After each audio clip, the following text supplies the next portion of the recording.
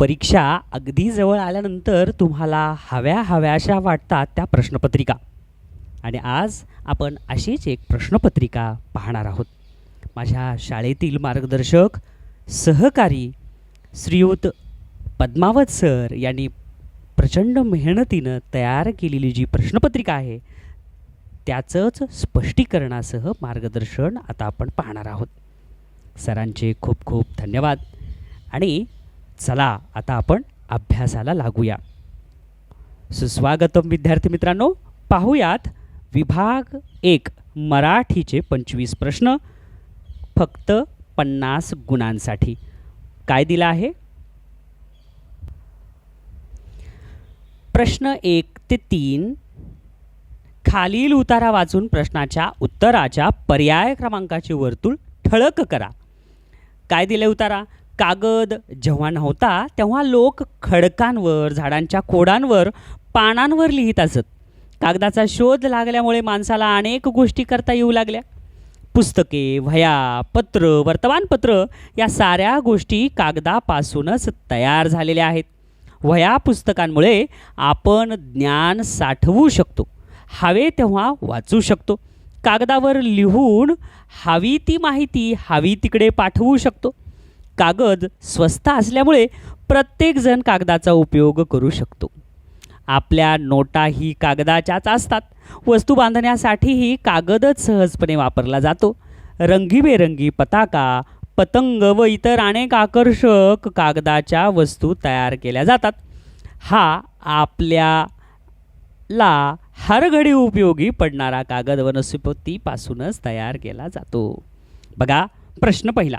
वह्या पुस्तकांमध्ये आपण काय साठवू शकतो? आता बघा वह्या पुस्तकांमध्ये आपण काय साठवू शकतो? तर वह्या पुस्तकामध्ये आपण ज्ञान साठवू शकतो. म्हणून याचं उत्तर पर्याय नंबर 3. पहा पुढचा प्रश्न. कागद खालीलपैकी कशापासून तयार केला जातो? कशापासून तयार केला जातो? फायबरपासून, प्लास्टिकपासून, वनस्पतीपासून का मृदापासून? वनस्पतीपासून तयार केला जातो. कागद इथंच आहे शेवटच्या ओळीत. म्हणून दुसऱ्याच उत्तर पर्याय नंबर 2. तिसरा प्रश्न पाहूया.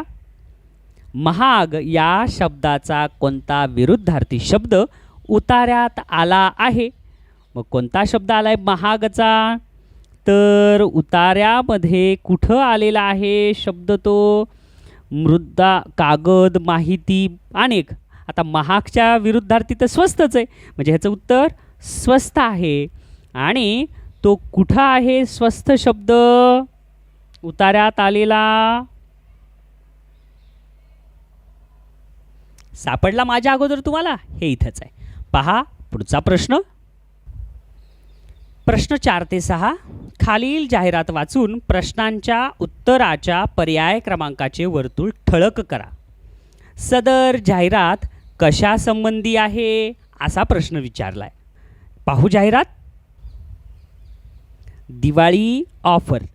लक्ष्मी सोलार वॉटर हीटर खरेदीवर मिळवा 10 किलो साखर व 10 लिटर सनफ्लॉवर तेल मोफत. रुपये 11,900. 100 LPD. Lakshmi solar, Lakshmi sales and services, Shivaji Nagar, Kolhapur. पाहिलं? आता द्या उत्तर. मग काय आलं उत्तर? सदर जाहिरात कशासंबंधीची आहे? इलेक्ट्रिक शेगडी नाही, सोलार कुकर नाही, सोलार वॉटर हीटर तिथंच दिलेलं हेडिंगला. म्हणून चौथ्याचं उत्तर 3.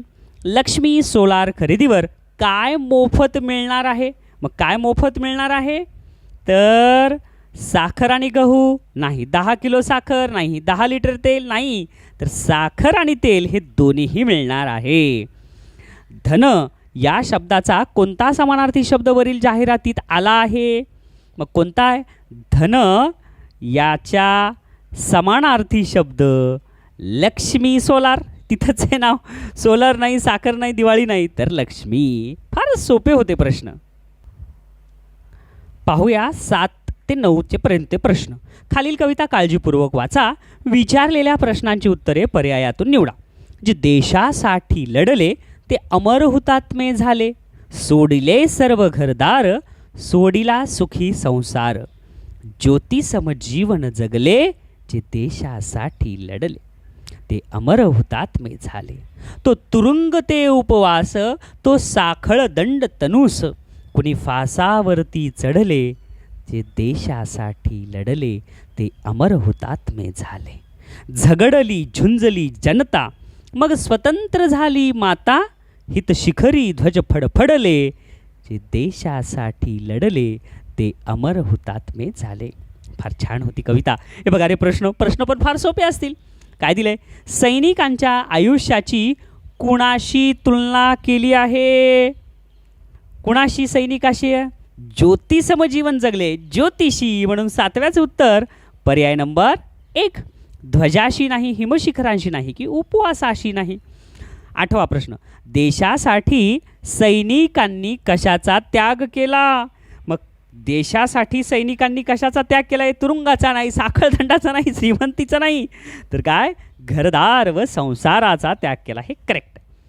या कवितेत माता कोणास म्हटले आहे? मग माता कोणास म्हटलंय रे? किती सोपं आहे. हिमालयाला नाही, जनतेला नाही, भारत देशाला म्हणलेलं आहे. स्वतंत्र झाली माता, भारत स्वतंत्र झाला. म्हणून 9व्याचं उत्तर पर्याय नंबर 3. फार सोपे प्रश्न आहेत. पहा 10 ते 12साठी सूचना. खालील संवाद वाचून प्रश्नांच्या उत्तराच्या पर्याय क्रमांकाचे वर्तुळ ठळक करा. काय आहे संवाद? कार्टे, माझा डोळा चुकून पावसात कशाला गेली आहेस? शांती थरथर कापत म्हणाली, पुन्हा नाही जाणार. दरवेळेला तुझं हे असं आहे. काय ग? दुधाचं पातेलं कुणी सांडलं? माझ्या हातून पडलं. आता बघा रे, किती छान संवाद होता. 10वा प्रश्न. हा संवाद किती व्यक्तींमध्ये झाला आहे? अरे फारच सोपं आहे. शांती आणि तिची आई म्हणजे 2च. 4 नाही, 3 नाही, सांगता येणार हे नाही, तर पर्याय नंबर 2 म्हणजे पर्याय नंबर 3 उत्तर 2. पुढचा प्रश्न. शांतीवर आई का रागवली? शांती पावसात भिजली म्हणून. बरोबर आहे. ती न सांगता गेली म्हणून? नाही, न सांगता गेली म्हणून नाही. तिनं नुकसान केलं म्हणून? ती डोळा चुकून गेली म्हणून? नाही. तर खरं उत्तर काय आहे? ती शांती पावसात भिजली म्हणून. म्हणून ह्याचं उत्तर पर्याय नंबर 1. दुधाचं पातेलं कुणी सांडलं? शांतीनं, आईनं, पावसाच्या धारेनं, का यापैकी कुणी नाही. किती सोपं आहे. माझ्या हातून पडलं असं शांती म्हणते. म्हणून 12व्याचे उत्तर पर्याय नंबर 1. संवादावरचे प्रश्न तर फार सोपे होते. आता पाहूया 13 ते 15साठी सूचना काय आहेत. खालील वाक्यांचा सुसंगत परिच्छेद तयार करा. मग 13, 14, 15. आता ह्याच्यात 15चं उत्तर आधी सोडवायचं असते बरं का. तरी बघा, भाजी विकत आणण्यासाठी मी डॅश डॅश गेलो. बागेत पण होतंय, शेतात पण होते, गावात पण होते, बाजारात पण होते. म्हणून 14वा वाचा. समोर केळ्याचे डॅश डॅश लटकवले होते. भारे नाही, लोंगर. हा हे होते. घोस हे तर येऊ शकते. पुंजकी नाही. व्यापारी नोटांची डॅश डॅश काढून मोजत होते. मग व्यापारी नोटांची काय रे? व्यापारी शब्द आला बघा. व्यापारी हे दुकानाचे व्यापार करतात बरोबर, म्हणजे दुकानात असतात ते. व नोटांची पुडकी काढून. चवड नाही, रास नाही, ढीग नाही, तर पुडकी. म्हणून 15व्याचं उत्तर पर्याय नंबर 3. आता व्यापारी शब्द आलाय म्हणजे ते दुकानात असतील. म्हणून 13व्याचं उत्तर कळालं बघा. भाजी विकत आणण्यासाठी मी कुठं गेलो? बागेत नाही, शेतात नाही, गावात नाही, तर बाजारात. कारण बाजारात व्यापारी असतात. म्हणून 13व्याचं उत्तर पर्याय 4. आणि समोर केळ्यांचे लोंगर किंवा घोस दोन्हीपैकी कोणतंही येऊ शकतंय. दोन्हीपैकी एक बरोबर आहे. समोर केळ्यांचे लोंगर लटकवलेले होते किंवा केळ्यांचा घोस लटकवले होते, येऊ शकते. पहा पुढचा प्रश्न. घरोघरी मातीच्या चुली या अर्थाची म्हण कोणती? मग कोणती आहे? घरोघरी मातीच्या चुली म्हणजे प्रत्येक घरात मातीच्या चुली असतात. नवी वीट नवे राज, नाही हे नाही येणार. देश तसा वेश, प्रत्येक घरात मातीच्या चुली, जसा देश तसा वेश, नाही येणार. पळसाला पाने तीनच, हां पळसाला पाने तीनच असतात, तसं घरोघरी मातीच्या चुली असतातच, हे बरोबर आहे. बाप तसा बेटा, वडील तसे, नाही हे नाही. तर 16व्याचे उत्तर पर्याय नंबर 3. पहा 17वा प्रश्न, आहेत ना सोपे सोपे प्रश्न. काय दिलं आहे? मुलगी या शब्दाला कोणता शब्द समानार्थी नाही? तनया म्हणजे मुलगी, आत्मजा म्हणजे मुलगी, युहिता म्हणजे मुलगी, पण तनूज म्हणजे एक राशी आहे, म्हणून 17व्याचे उत्तर पर्याय नंबर 3. पहा 18वा प्रश्न, काय दिलाय? खालील वाक्यात कोणता वाक्प्रचार योजावा? परीक्षेत पहिला नंबर मिळवण्याचा मी घाम गाळणे, चुकलं. मिळवण्याचा मी गळ घातले, नाही. मिळवण्याचा मी जोपासना केली, नाही. मिळवण्याचा मी चंग बांधला, हे करेक्ट आहे, म्हणून 18व्याचे उत्तर पर्याय नंबर 4. पहा 19वा, एकवचनी शब्दाचा पर्याय क्रमांक लिहा. आता एकवचनी शब्द किती सोपं आहे रे. काय आहे? जाऊ, जाऊ एक पण होऊ शकते, अनेक वचन होते. दासी एकही होऊ शकते, अनेक वचनही होऊ शकते. नातू एक वचनही होऊ शकतं, अनेक वचनही होऊ शकते. विद्या हे नाम एकवचनीच आहे, विद्या म्हणलं की एकच व्यक्ती, म्हणून 19व्याचे उत्तर पर्याय नंबर 2. पुढचा, खार झाडावर चढली या वाक्यातील अव्ययाचा प्रकार कोणता? या वाक्यातील अव्ययाचा प्रकार कोणता? मग हे वाक्य जे आहे अव्ययाचं आहे, मग सांगा बरं ह्याचं उत्तर तुम्ही कॉमेंटमध्ये. पुढचा कितवा प्रश्न पाहायचा आता आपल्याला? 21वा. काय आहे 21व्या प्रश्नाचं? मनातील भावना व्यक्त करणाऱ्या शब्दाच्या शेवटी डॅश डॅश वापरतात. मनातील भावना व्यक्त केली तर काय आहे? प्रश्नचिन्ह येते, पूर्णविराम तर साध्या वाक्याला येते, अवतरण चिन्ह तर बोललेल्या शब्दाला येते. मग काय? उद्गार चिन्ह. मनातील भावना व्यक्त केला, बापरे म्हणलं की आलं बघा बापरेच्या पुढे उद्गारची चिन्ह, हे मनातील भावना, म्हणून 21व्याचं उत्तर पर्याय नंबर 4. पुढचा प्रश्न 22वा पहा, काय आहे? अब्रू शब्दाला कोणता उपसर्ग जोडल्यानंतर त्याच्या विरुद्धार्थी शब्द तयार होतो? किती सोपं आहे रे. अब्रू बेअब्रू, म्हणून 22वेचं उत्तर पर्याय नंबर 1. पहा पुढचा प्रश्न, पक्षाचे पिल्लू तसेच सिंहाचा, अरे किती सोपं आहे, पिल्लूदर्शक शब्द, सिंहाचा काय असतंय? छावा, म्हणून 23व्याचं उत्तर पर्याय नंबर 2. सिंहाच्या बछडा नाही, कालवड नाही, पाडच नाही, तर छावा हे करेक्ट आहे. 24वा प्रश्न बघा, ज्ञानेश्वरीतील शेवटच्या भागात काय मागितले आहे? काय मागितले? अमृतानुभव, पसायदान, हे करेक्ट आहे, म्हणून 24चं उत्तर पर्याय नंबर 2. तुम्हाला तर पाठच असेल. उपसंहार नाही की कषायदान नाही. 25वा प्रश्न, लॅपटॉपला काय म्हणतात? लॅपटॉपला काय म्हणतात? मग हेवी कॉम्प्युटर नाही, टचपॅड नाही, पोर्टेबल कॉम्प्युटर, टेलिव्हिजन तर नाही, तर पोर्टेबल कॉम्प्युटर, म्हणून 25व्याचं उत्तर पर्याय नंबर 3. मराठीचे प्रश्न पाहिले ना 25. आता पाहूया गणिताचे.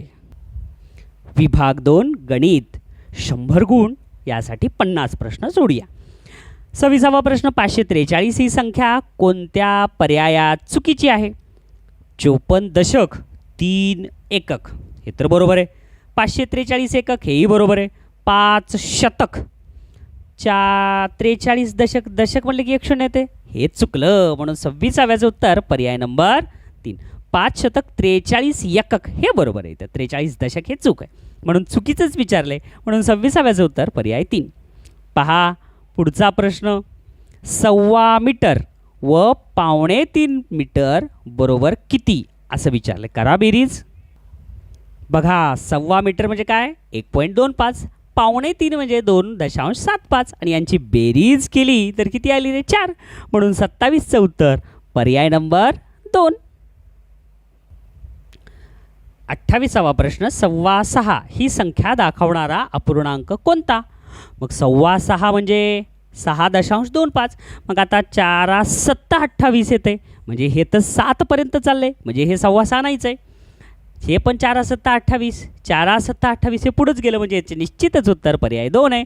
तरी बघूया 4 25 4 सख 24 दशांश दिला 1 उरलं 4 2 8 आणि 2 उरले त्याच्या पुढे 0 4 25 आलं उत्तर 6.25 म्हणून 28चं उत्तर पर्याय नंबर 2. पहा 29वा प्रश्न. एका बागेत 1335 झाडे असून 450 झाडे आंब्यांची 275 झाडे नारळाची आहेत व उरलेली झाडे चिकूची आहेत. तर चिकूची झाडे किती. अरे किती सोपं आहे मुलांनो. 450 अधिक 275 केलं यांची बेरीज किती आली 725 आणि 1335 मधून 725 वजा केलं आले 610 म्हणून 29चं उत्तर पर्याय नंबर 4. समजलं ना. पहा 30वा प्रश्न अगदी सोपा आहे. एका खांबाचा 3/5 निळ्या रंगाचा आहे आणि 2/5 भाग हिरव्या रंगाचा आहे. दोन्ही रंगाचा मिळून खांबाचा किती भाग आहे. दोन्ही रंगाचा मिळून म्हणलं की बेरीज. मग 3/5 अधिक 2/5 केलं अंशाची बेरीज. का बरं. कारण छेद सारखेत म्हणून. 3 आणि 2 5/5 म्हणजे हे 5 कटलं हे 5 कटलं उत्तर आलं 1 आणि जे पर्याय नंबर 1 मध्ये म्हणून 30व्याचं उत्तर पर्याय नंबर 1. पहा 31वा प्रश्न. प्रश्नचिन्हाच्या जागी कोणता अंक असेल. कसा आहे प्रश्न कळाला तुम्हाला. संख्या दिल्यात पण तुम्ही नीट पाहिलात तर तुम्हाला लक्षात येईल. इथं 2 आहे आणि त्याच्या पुढं 8 आहे म्हणजे 2चा घन 8 दिलाय. इथं 3 आहे आणि तिथं 27 आहे म्हणजे 3चा घन 27. इथं 64 आले म्हणजे 4चा घन 64 आहे. मग आता इथं 5 आहे तर 5चा घन एकदम बरोबर आहे पर्याय नंबर 3 125. पहा पुढचा प्रश्न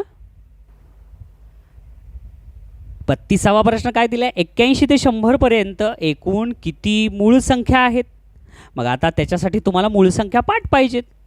मग त्याचा मंत्रही लक्षात पाहिजे. काय आहे मोबाईल नंबर मूळ संख्याचा 4 4 2 2 3 2 2 3 2 1. म्हणजे आता शेवट बघा 81 ते 90 पर्यंत 2 आणि 91 ते 100 मध्ये 1 म्हणजे टोटल किती झाले 3 म्हणून उत्तर पर्याय नंबर 2. पहा 33वा प्रश्न. सोबतच्या आकृतीत एकूण किती रेषाखंड आहेत. अरे हे तर प्रश्न फार सोपा आहे बघा. युक्ती माहिती असेल तर फार सोपा आहे. कसा आहे किती आहेत भाग 1 2 3 4 आणि 5. आता काय करायचं ह्या सगळ्यांची बेरीज करायची. 5 आणि 4 9 9 आणि 3 12 12 आणि 2 14 आणि 1 15 म्हणून सोबतच्या आकृतीत रेषाखंड किती आहेत एकूण 15. पहा मोजून बघा 15च येणार. नेक्स्ट पहा 34वा. 2 समद्विभुज त्रिकोण जोडल्यास खालीलपैकी कोणती आकृती तयार होईल. आता समद्विभुज त्रिकोण म्हणजे माहिती आहे ना तुम्हाला. हे बघा समद्विभुज म्हणजे काय ज्याच्यात 2 बाजू सारख्या असतात. असं असं आणि असं. ही बाजू आणि ही बाजू सारखी आहे. मग आता हे असेच 2 त्रिकोण जर जोडले हे बघा हे असं असं आणि असं आहे. ही बाजू आणि ही बाजू सारखी आहे बरोबर आहे. तर बघा आता कोणती आकृती तयार होईल. मग आता असं आहे असं आहे आणि पुन्हा असं आणि असं आहे म्हणजे हे 2 आणि हे 2 सारखं आणि हे नाही सारखं आहे. मग कोणतं तयार व्हायला. आयत नाही चौरस नाही पतंग. चौकोन नाही तर पतंग व्हायला आहे म्हणून 34व्याचं उत्तर पर्याय नंबर 3. पहा 35वा प्रश्न. 3 फुलं गुणिले 2 फुलं बरोबर 19,536 या गुणाकारातील फूलच्या जागी सारखाच अंक आहे. तर तो अंक कोणता. आता इथं एकक स्थानी 6 आहे म्हणजे 3 त्रिक एककचा गुणाकार करूया. 3 त्रिक 9 इथं 3 असेल 3 3 त्रिक 9 नाही. 5 5 25 नाही. 6 6 36 एक तर 6 येईल किंवा 4 चोक 16. मग करून बघा 444 गुणिले 44 आणि 666 गुणिले 66. मग काय येईल गुणाकार? स्पीडनं करून पाहिल्यावर तुम्हाला लक्षात येईल. याचं उत्तर आहे पर्याय नंबर 2. पहा 36वा प्रश्न. 5204 या अंकांपासून तयार होणारी लहान अंकी समसंख्या कोणती? मग लहान अंकी समसंख्या ही तर नाही आहे, ही पण नाही आहे. मग आता ह्या दोनमध्ये समसंख्या लहान कोण आहे? हे तर 3च अंक झाले. आपल्याला पाहिजे या अंकापासून तयार होणारी 4 अंकी पाहिजे, म्हणून हे पण येणार नाही. तर येईल पर्याय नंबर 4. 2054. होता ना सोपा प्रश्न? पहा 37वा. 3 क्ष अधिक 6 बरोबर 39. तर क्ष बरोबर किती? असा प्रश्न आहे. मग आता काय करावं लागेल विद्यार्थी मित्रांनो? आपल्याला फार सोपी मांडणी आहे. आता हे अधिक 6 आहेत, तिकडे जाऊन काय होतील? वजा. म्हणजे 3 क्ष बरोबर 36 वजा 6. मग 36 मधून 6 गेले आले 30. आणि 3 आणि क्ष ह्यांच्यात गुणाकार असतो. म्हणजे आता इथं पुढची स्टेप काय येईल? तर पुढची स्टेप येईल क्ष बरोबर 30/3. 3 एक 3, 3 एक 3 आणि शून्याला शून्य. उत्तर आलं 10. म्हणून याचं उत्तर आहे 37चं पर्याय नंबर 1 10. समजलं ना? 38वा पहा आता. 21/28 बरोबर किती? मग कितीनं भाग जाईल रे? 7 त्रिक 21 7. 3 भाग जाईल. 7 त्रिक 21 आणि 7 चौक 28 म्हणजे 3/4. 3/4 म्हणजे अर्धा नाही. 3/4 म्हणजे 1 नाही. 3/4 म्हणजे पाव नाही. तर 3/4 म्हणजे पाऊण. म्हणून याचं उत्तर पर्याय नंबर 4 पाऊण. पहा 39वा प्रश्न. 5309 चौकट 5390. आता या दोघांपैकी कोणतं मोठं आहे? 309 का 390? 390 मोठं आहे. म्हणजे अशा पद्धतीचं चिन्ह येईल. म्हणजे पर्याय नंबर 2. पहा 40वा प्रश्न. प्राजक्ताने 64 लिटर औषध तयार केले आणि प्रत्येक बाटलीत 160 मिलीलिटर याप्रमाणे ते बाटल्यात भरले. तर त्यासाठी तिला एकूण किती बाटल्या लागल्या? पर्याय 1 2 3 4 दिलेले आहे. बघा 64 लिटरचं मिलीलिटरमध्ये करूया. 64 लिटर म्हणजे 64,000 मिलीलिटर. आणि एका बाटलीत किती बसायले? 160 मिलीलिटर. आता एकक सारखे झाले. आता काटाकाटी. हे शून्य कटलं, हे शून्य. 16 1 16 आणि 16 2 32, 16 3 48, 16 चौक 64. शून्याला भागलं शून्य, शून्याला भागलं शून्य. उत्तर आलं 400. म्हणजे उत्तर पर्याय नंबर 3.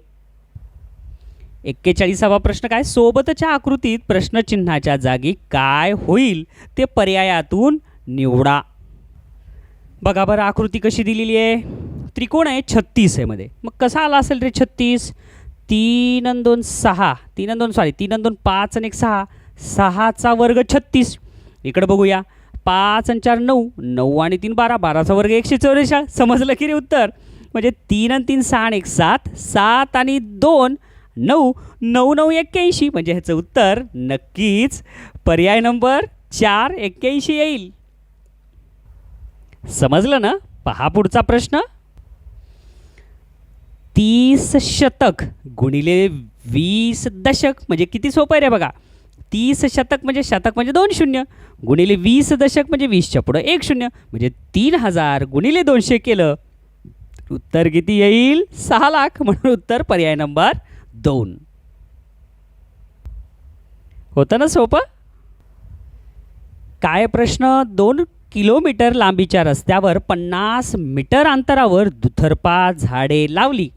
तर एकूण किती झाडे लावली? हे फार सोपा प्रश्न आहे. ह्याच्यासारखा प्रश्न परीक्षेत येतोच बरं का मुलांनो. मग आता हे बघा, हे रोड आहे. असा रोड आहे. 2 किलोमीटर म्हणजे 2 किलोमीटर म्हणजे किती मुलांनो? हे बघा 2 किलोमीटर म्हणजे 2000 मीटर आणि 50 मीटरला त्याला भागू. हे शून्य कटले, हे शून्य. 5 1 5, 5 चौक 20 आणि शून्य. इथं आले 40. म्हणजे 40 मीटरवर 1 झाड लागेल. बरोबर आहे. म्हणजे 50 मीटरवर 1 सॉरी 50 मीटरवर 1 म्हणजे अशी किती झाडे लागतील? हे बघा इथून इथं 50 झालं. इथं पहिलं झाड, इथं दुसरं, तिसरं, असे किती लागतील रे? 40. पण इथून सुरुवात झाली, इथलं धरावं लागेल ना. म्हणजे एका साईडला हे 40 आणि हे पहिलं झाड म्हणजे 41 झाडं लागतील. इकडे 41 आणि इकडे सुद्धा 41. 41 आणि 41 किती झाले? 82. म्हणून याचं उत्तर पर्याय नंबर 2. पहा काय आहे. एका आयताकृती मैदानाभोवती 264 मीटर लांबीच्या तारेचे 6 पदरी कुंपण घातले. म्हणजे आता हे आयताकृती मैदान आहे बघा, हे असं आयताचं मैदान आणि ह्याच्या भोवताली किती पदरी आहे? 6 पदरी.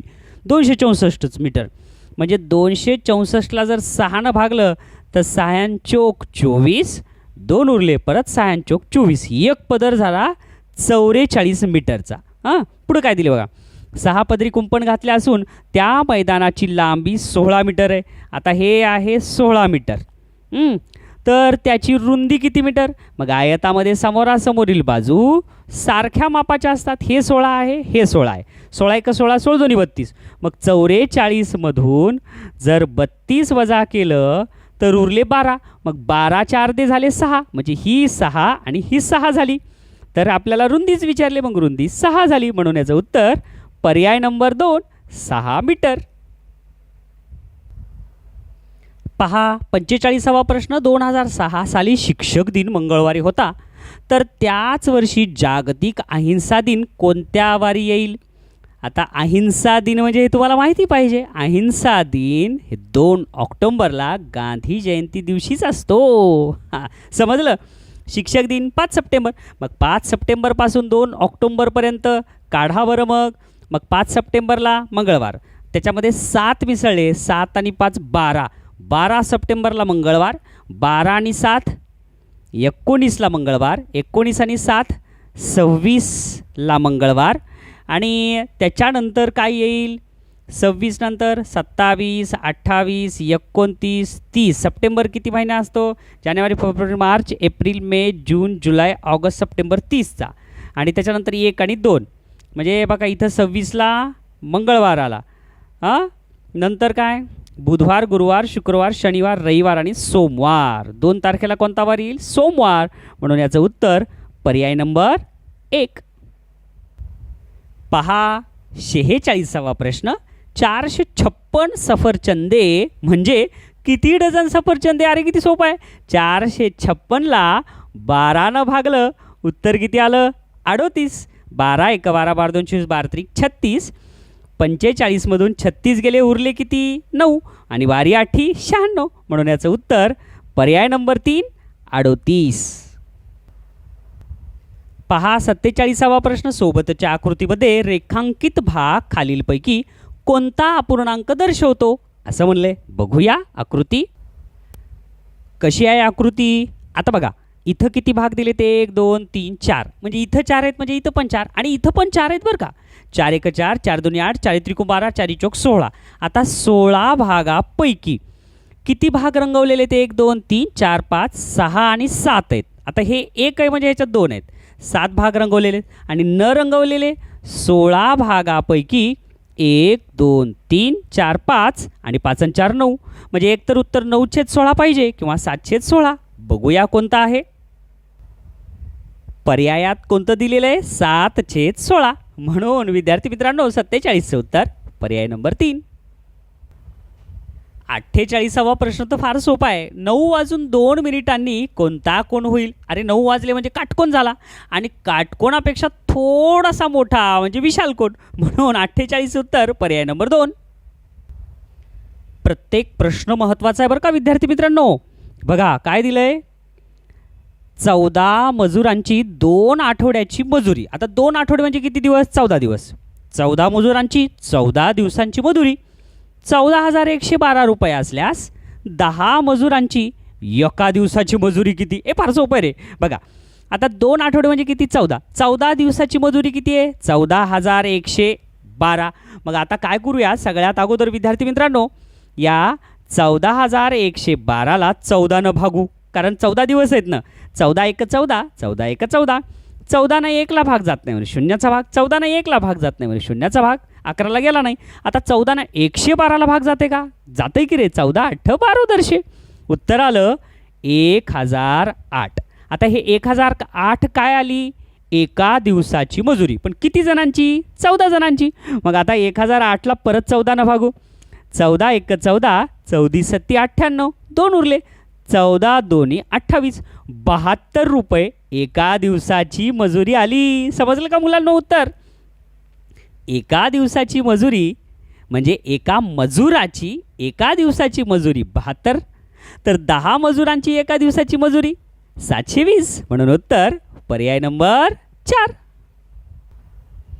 बघा प्रश्न. 3.25 किलो साखरेतून 1.25 किलो साखर वापरली तर किती किलो साखर शिल्लक राहिली?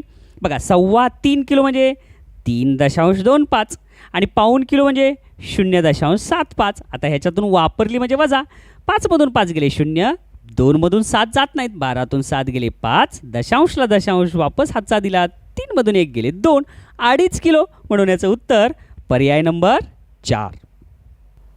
फार सोपे आणि महत्त्वाचे प्रश्न आहेत बरं का विद्यार्थी मित्रांनो. 12.25 दराने 6 किलो कांदे तर बिल किती होईल? आता बघा 12.25 म्हणजे किती मुलांनो? 12.25 गुणिले 6 केलं तर 73.50. म्हणून उत्तर याचं पर्याय नंबर 1.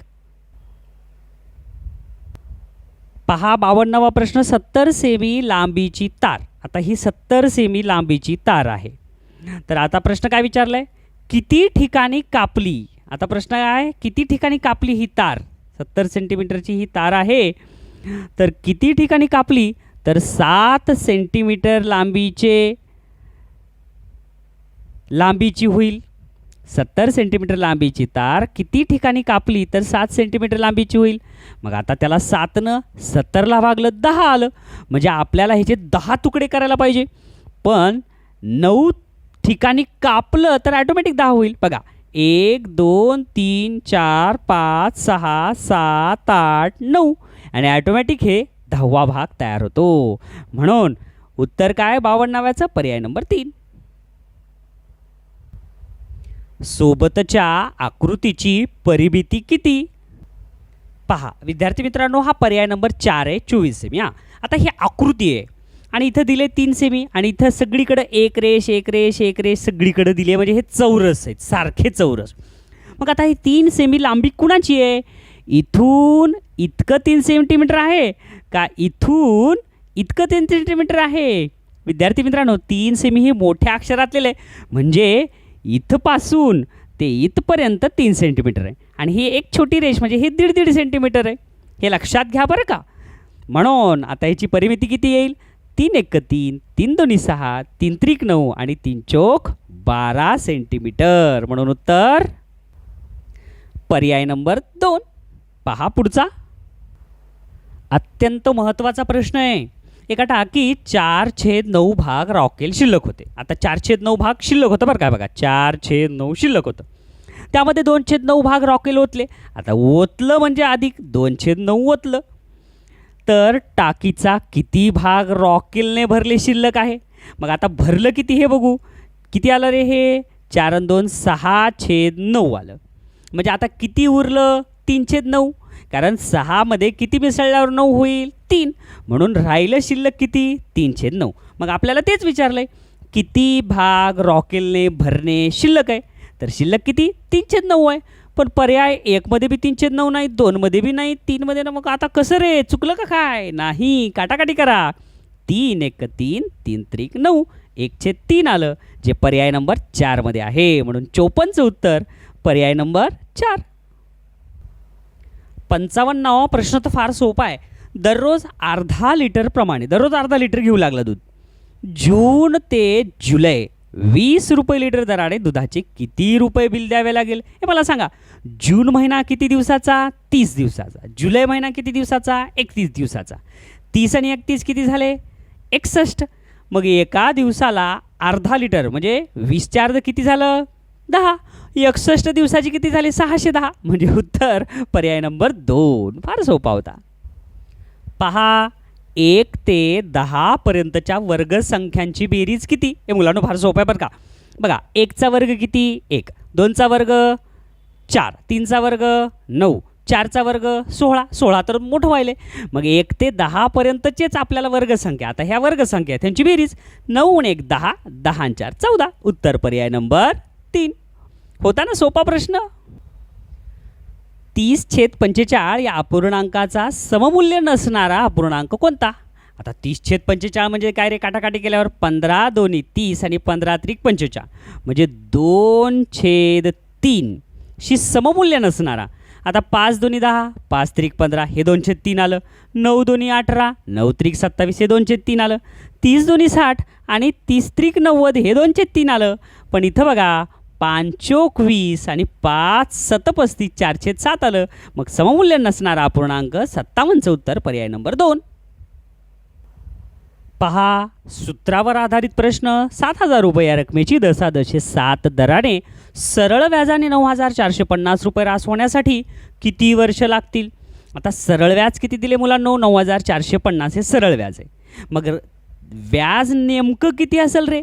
तर 9,450 मधून मुद्दल वजा करा 7,000, उरलं किती? 2,450. आता हे जे 2,450 आहे हे काय आहे? तर हे आहे व्याज. मग आता व्याज कळालं आपल्याला, मुद्दल कळालं, दर कळालं. मग कालावधी म्हणजे किती वर्ष म्हणजे काय? कालावधी. कालावधीचं सूत्र काय? कालावधी बरोबर सरळ व्याज गुणिले 100 छेदस्थानी म गुणिले द. मग सरळ व्याजामध्ये किती आहे? 2,450 गुणिले 100 छेदस्थानी मुद्दल किती? 7,000 गुणिले 7. हे 2 शून्य कटले, काटाकाटी करू. हे 2 शून्य कटले, हे शून्य कटलं, हे शून्य कटलं. 245ला 7 भागू. 7 1 7, 7 त्रिक 21 आणि 3 उरले. 7 5 35. आता ह्या 7 ह्या 35ला भागाला 7 1 7, 7 5 35 आलं की रे उत्तर 5. कालावधी किती आला? 5. म्हणून उत्तर 58चं उत्तर पर्याय नंबर 4. सूत्रपाठ पाहिजे. सोबतच्या आकृतीत विशाल कोणाचे नाव लिहा. हा तर फार सोपा आहे. विशाल कोण BOC किंवा COB इथंच दिले बघा COB, म्हणून 59चं उत्तर पर्याय नंबर 4. पहा 60वा प्रश्न काय दिलाय? 400 ग्रॅम हे 2 किलोग्रॅमच्या किती टक्के आहेत? हे मुलांनो पहिला तर 400 ग्रॅम आणि 2 किलोग्रॅम म्हणजे एक लक्षात घ्या, 2 किलोग्रॅम म्हणजे किती झाले? 2,000 ग्रॅम. म्हणजे 2,000 पैकी किती? 400. मग समजलं. आता टक्केवारी काढायची तर कसं करावं लागेल? 2,000 छेदस्थानी आणि अंशस्थानी 400 आणि याला कितीनं गुणायचं? 100नी. मग काटाकाटी करा. हे 2 शून्य कटले, हे 2 शून्य कटले, हे 1 शून्य कटला, हे 1 शून्य कटला. 4 बे 1 बे बे दोन्ही 4, 2 गुणिले 10 बरोबर किती झालं रे? हे 20. म्हणून ह्याचं उत्तर काय? टक्केवारी किती आली? 20%. हे जसं 2,000 मार्काची परीक्षा होती त्याच्यात 400 मार्क पडले, हे जसं आपण टक्के काढतो ना तसंच आहे. हे 20% उत्तर आलं. पर्याय नंबर किती येईल मग? पर्याय नंबर 4. पहा नेक्स्ट. 61वा प्रश्न पण सोपाच आहे. रोमन लिपीतलं M वजा रोमन लिपीतलं D बरोबर किती? आता M म्हणजे तुम्हाला माहिती आहे 1000, D म्हणजे 500. 1000मधून 500 गेले, 500 उरले. 500 म्हणजे काय रे? पर्याय नंबर 2 D. नेक्स्ट बघा. 62वा ही सोपा आहे आणि पाठांतरावर आहे. 5 रिम कागद बरोबर किती कागद? एक रिम म्हणजे तुम्हाला माहिती आहे ना, एक रिम म्हणजे किती? 480. आणि मग त्या 480ला 5नं गुणलं तर किती येईल? 2,400. पर्याय नंबर 2. 63वा प्रश्न काय? घड्याळात तास काटा 2 आणि 3च्या दरम्यान आहे. 2 आणि 3च्या म्हणजे किती येईल रे? एक तर 2 2:30 2 वाजून कितीतरी मिनिट, हां म्हणजे 3 वाजले नाहीत अजून. 2 आणि 3च्या दरम्यान आहे व मिनिट काटा 7वर आहे म्हणजे 2 वाजून 35 मिनिट बरोबर आहे. तर किती वाजले? प्रश्न वाचता वाचताच उत्तर कळालं. उत्तर आहे 2 वाजून 35 मिनिट. पर्याय नंबर 3. पहा 64वा प्रश्न. 59,009 ही संख्या कशी लिहाल? 5,900 चुकलं, 59,900 चुकलं, 59,009. पर्याय नंबर 3 हे करेक्ट आहे. नेक्स्ट बघा. हा तर प्रश्न वाचल्या वाचल्या उत्तर कळते. 5,500 किती कमी करावेत म्हणजे 4,000 उरतील? हे मला सांगा. 5,500 म्हणजे किती मुलांनो? 4750. हे झाले 4500. मग आता ह्याच्यातून किती कमी करावे म्हणजे 4000 होतील. 750 कमी करावं लागेल म्हणजे 4000 होतील. पर्याय नंबर 2. हाही प्रश्न सोपा आहे. 95,095 मधील 9च्या स्थानिक किमतीतील फरक किती? आता 9ची स्थानिक किंमत, ह्या 9ची स्थानिक किंमत 90,000, ह्या 9ची स्थानिक किंमत 90. 90,000मधून 90 गेले, उरले किती? 89,991 चुकलं, 89,100 चुकलं, 8,910 चुकलं, तर 89,910 उरले आणि ह्याच्यात 90 मिसळले तर 90,000 होईल. म्हणून 66 उत्तर पर्याय नंबर 4. ह्याचं तर बघत बघतच उत्तर येत आहे. 5नं 0ला गुणलं 0, 0नं ह्या 60ला भागलं 0, म्हणजे 5 अधिक 0 5 आणि 5 आणि 1 6, म्हणजे याचं उत्तर पर्याय नंबर 4. नेक्स्ट बघा, पहा 68वा प्रश्न. 505 रुपयामध्ये 5 रुपयांची किती नाणी येतील? हे पण फार सोपं आहे. 505ला 5नं भागायचं. 5 1 5, इथं 5 1 5, 5नं 0ला भागलं 0, 5 1 5, उत्तर आलं 101. म्हणजे पर्याय नंबर किती येईल विद्यार्थी मित्रांनो? पर्याय नंबर 3. होता ना सोपा प्रश्न? पहा पुढचा. पहा बरं, महत्त्वाचा प्रश्न विद्यार्थी मित्रांनो. काय दिलं आहे? ₹2.25 14 फुलं. ₹2.25 म्हणजे काय? ₹1.75 किती फुलं? 14 फुलं येतात. तर 25 रुपयात, आता हे ₹1.75 म्हणजे 25 रुपये इथं घ्यायचं, रुपयांची राशी इथं आणि फुलांची राशी इथं, एक्स फुलं असं मानू आपण. हां, एवढं समजलं मुलांना तुम्हाला? 25 रुपयांना किती फुलं येतील हे आपल्याला काढायचं आहे. हां, ₹2.25 14 फुलं, तर 25 रुपयात किती? हे तर समचलन आहे. मग आता तिरकस गुणाकार म्हणजे कसं होईल याची पुढची मांडणी? हे बघा, हे ₹1.75 छेदस्थानी 14 बरोबर हे 25 वर जाईल, 25 छेदस्थानी x. एवढं समजलं? आता काय होईल मुला विद्यार्थी मित्रांनो? तिरकस गुणाकार. ह्यानं ह्याला गुणायचं आणि ह्यानं ह्याला गुणायचं, म्हणजे कशी होईल मांडणी? x गुणिले 1.75 बरोबर 14 गुणिले 25. इतकं समजलं? आता हे 1.75 इकडे गुणाकारात आहे, तिकडे जाऊन काय होईल? भागाकारात. म्हणजे x बरोबर 14 गुणिले 25 छेदस्थानी 1.75. आता बघा, हे जर दशांश चिन्ह कट केलं तर वर 2 शून्य होतील. इकडं 2 शून्य का आले? कारण ह्या दशांशच्या पुढं 2 अंक होते म्हणून 2 शून्य. वर झाले किती? 2,500. आता 25नं भाग जातो की रे? 25 1 25, 0ला भाग 0 आणि 0ला भाग 0 आणि 25 7 2.25. आता दशांश निघाल्यामुळे 175 झाले. मग 25 7 2.25. आता खाली 7 आहे, तिथे 14 आहेत. 7 1 7, 7 2 14. 2 गुणिले 100 म्हणजे किती होईल? 100 2 200. उत्तर आलं 200. 200 फुलं आपल्याला मिळतील. म्हणून याचं उत्तर पर्याय नंबर 3 आहे बरं का मुलांनो, लक्षात घ्या. पहा 17वा प्रश्न तर फार सोपा आहे. एक कंस सोडवायचा आधी. 50 अधिक 5 किती झाले रे? 55 भागिले 5 वजा 4 गुणिले 2. मग भागाकार करा. इथं आला 11 वजा 4 2 8. 11 मधून 8 गेले, उरले किती? तर उरले 3.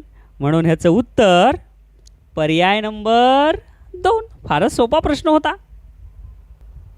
पहा बरं 71वा प्रश्न. 4 9 16 आणि पुढं डॅश डॅश डॅश आणि पुढं लिहिलंय, या आकृतीबंधातील पुढचे 3 अंक कोणते? अरे मुलांनो, किती सोपं आहे रे. 2चा वर्ग, इकडे 3चा वर्ग, इकडे 4चा वर्ग, म्हणजे पुढं काय येईल? 5चा वर्ग, 6चा वर्ग आणि 7चा वर्ग. म्हणून याचं उत्तर पर्याय नंबर 3. पहा पुढचा. पहा 72वा प्रश्न. काय दिलं ह्याच्यामध्ये? 2 सेमी बाजू असलेले किती घन एकमेकांवर रचावेत म्हणजे 20 सेमी बाजू असलेला घन मिळेल? हे मला सांगा. 20 सेमी बाजू असलेल्या घनाचं घनफळ किती? 20 गुणिले 20 गुणिले 20 आलं 8000. आणि त्याला आपल्याला 2 सेमी बाजू असलेलं घन, मग 2 सेमी बाजू असलेल्या घनाचं घनफळ किती? 2 2 4 4 2 8. मग 8 1 8 ह्या घनफळानं ह्या घनफळाला भागायचं. 8 1 8 8 1 8 आणि पुढं किती शून्य? 1 2 3 शून्य. उत्तर आलं 1000. म्हणून उत्तर पर्याय नंबर 3. पहा 73वा. पुढीलपैकी कोणत्या अक्षरामध्ये आपल्याला लंब रेषा आढळतील? लंब म्हणजे काटकोन. मग कशात आहे? तर पर्याय नंबर 2. आंधळ्याला सुद्धा कळलं. किती सोपा प्रश्न आहे. पहा पुढचा. पहा 74वा प्रश्न. 20%चे 60% म्हणजे किती? हे फार सोपं आहे बघा रे. 20% म्हणजे काय मुलांनो? 100 पैकी 20. एवढं समजलं. त्याच्यानंतर चाचीचे म्हणजे गुणिले 60% म्हणजे काय बघा? 100 पैकी 60. एवढं समजलं का रे? आता ह्याचा गुणाकार करू म्हणजे किती म्हणलंय ना. मग हे किती ते तरी काढू. हे शून्य कटलं, हे शून्य कटलं, हे शून्य कटलं, हे शून्य कटलं. बे एक बे, बे पंच 10, 3 एक 3, 3 नाही, बे दोन्ही 4, बे त्रिक 6 आणि बे पंच 10. खाली काय उरलेले? 5 5. 5 5 25. छेदाचा गुणाकार, अंशाचा गुणाकार 3. म्हणजे वर उत्तर काय आलं रे आपलं? 3/25. आता बघा 25 पैकी 3 मार्क. तर टक्के किती? एखादी परीक्षा आहे ती 25 मार्काची होती, त्याला 3च मार्क पडले तुमच्या मित्राला, तुम्हाला नाही. तर टक्केवारी काढा. मग 25 पैकी 3 टक्केवारी काढण्यासाठी 100 न गुणायचं. मग काय? 25 एक 25, 25 चोक 100 आणि 4 आणि 3 ह्याचा गुणाकार 4 त्रिकोण किती मुलांनो? 4 त्रिकोण 12 म्हणजे 12%. म्हणजे ह्याचं उत्तर पर्याय नंबर 3. होता ना सोपा प्रश्न? विद्यार्थी मित्रांनो, लास्ट अँड द बेस्ट प्रश्न. वर्तुळाच्या केंद्रातून जाणाऱ्या जीवेची लांबी. आता वर्तुळाच्या केंद्रातून जाणारी जीवा म्हणजे व्यास असते, त्या व्यासाची लांबी दिली 18 सेंटीमीटर आहे. तर पुढील पर्यायापैकी बरोबर विधान कोणते? मग बरोबर विधान कोणतं बघा. नंबर 1, त्रिज्येची लांबी 9 सेंटीमीटर असेल. व्यास जर 18 असेल, तर त्रिज्या 9. हेच बरोबर आहे. पर्याय नंबर 1. तरी दुसरं वाचा. व्यासाची लांबी 9 असेल. नाही, व्यासाची लांबी तर 18 आहे. त्रिज्येची लांबी 18. चुकलं. व्यासाची लांबी 18 आहे. व्यासाची लांबी 36. नाही, व्यासाची लांबी 18 आहे. सर्वात लांब जीवा म्हणजे व्यास. व्यासाची लांबी 18 म्हणजे त्रिज्या 9. अशा पद्धतीनं विद्यार्थी मित्रांनो आपण बोलत फक्त 47 मिनिटामध्ये 90 मिनिटाचं काम केलं. 75 प्रश्न सोडवले. आणि लक्षात घ्या मुलांनो, हे सगळे प्रश्न महत्त्वाचे आहेत बरं का परीक्षेच्या दृष्टीनं. म्हणून छान अभ्यास करा आणि छान यश मिळवा. हा व्हिडिओ पाहिलात, छान अभ्यास केलात त्याबद्दल खूप खूप धन्यवाद.